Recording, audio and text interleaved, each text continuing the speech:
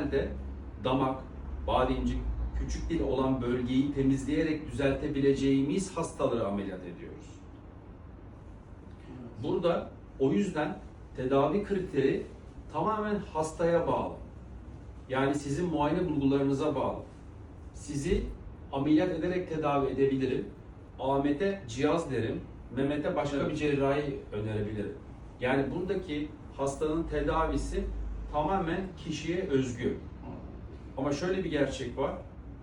Özellikle orta ve ağır uyku apnesinde hangi tedavi seçeneği seçilirse seçilsin tedavi olmak zorundasınız. Yani bu böyle ekarte edilebilir, kulak ardı edilebilir bir rahatsızlık asla değil. Yani ciddiyetini vurgulamak için böyle tane tane anlattım size. Evet, İnşallah anlaşabildik.